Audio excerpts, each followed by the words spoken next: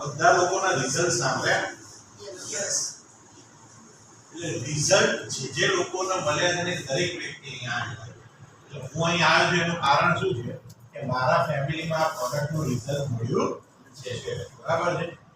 નામ છે રોશન D Gandhi. Product લેતા પહેલા મેં બહુ બધા લોકો ના પાડી હતી, પણ ના કરે નારાયણ આ પ્રોડક્ટ આપણા ઘરે આવવાનું હશે. તો મારી મમ્મીની હેલ્થ બગડી હતી કોરોના પછી. મારા સિનિયર જયસુભાઈ સંચાનિયા સાહેબને ટ્રીટમેન્ટ માટે બોલાયા હતા.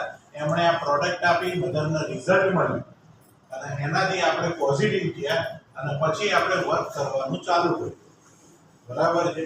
તો વર્ક કરવાનું ચાલુ કર્યું. નહીં બધા જ બેઠેલા વ્યક્તિના હું શોર્ટમાં એટલા માટે કહું છું કે આપણે પોણા 6 વર્ક ખાલી કરવાનું છે. બરાબર છે. શોર્ટમાં એટલા માટે કહું રિઝલ્ટ મળે જ છે. એટલે જે પહેલી વખત આયા હોય આ હોલની અંદર એક વખત હાથ ઊંચો કરો.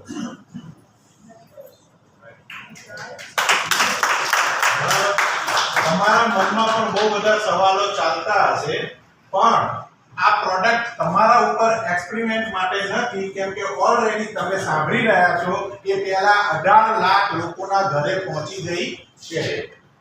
બરાબર.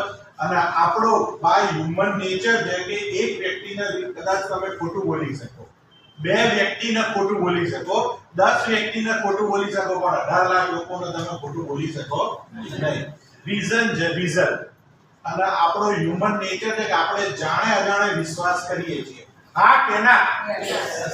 અહીં બેઠેલા કેટલા વ્યક્તિ એવા છે કે જેમનો વિશ્વાસ આવ્યો કે આ પ્રોડક્ટ લેવી જોઈએ? ઘણા લોકો ના પણ આવે. બરાબર છે. તો એના માટેનું એક એક્ઝામ્પલ કહું કે રાતે 11 વાગે અહીંયાથી તમારે ટ્રેનમાં દિલ્હી જવાનું. જવાય કે ના જવાય? જવાય. તમારી કન્ફર્મ ટિકિટ પણ આવી ગઈ, તમે રેલવે સ્ટેશન પણ પહોંચી ગયા, ટ્રેન પણ આવી ગઈ. જવાય કે ના જવાય? જવાય. પણ ટ્રેનના દરેકે દરેક ડબ્બા ખાલી છે, એક પણ પેસેન્જર નથી.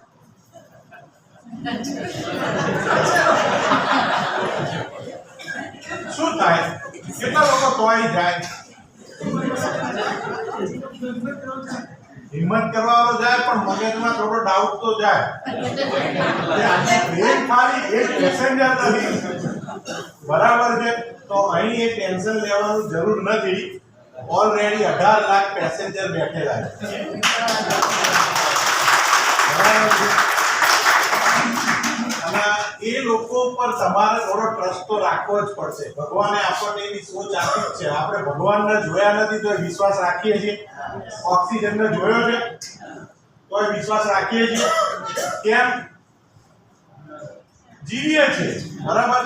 એ મેગ્નેટ થેરાપી પણ છે, ઇનવિઝિબલ છે, ભગવાનની જેમ, ઓક્સિજનની જેમ. એની ઉપર પણ વિશ્વાસ કરવો પડશે. આજે નહીં કરો તો આવતીકાલે કરવો પડશે. બરાબર છે. પછી આપણા હીરો બોલ્યો સોચ, બિઝનેસની વાત છે. સોચ કેવી કરવી પડશે? કેવી? પોઝિટિવની જોડે મોટી. પોઝિટિવ સોચ બહુ એવી છે, આપણે સંતોષી 10,000 આવે તો એ ના. સોચ પોઝિટિવ, પણ છે કેવી? ના. સોચને મોટી કરવી પડશે અને એના માટે જ આ સેમિનાર થાય. જે લોકો મોટું અર્નિંગ કરવા માંગતા હોય, ડ્રીમ ફૂલફિલ કરવા માંગતા હોય, એમણે આવા સેમિનારમાં આવવું પડશે.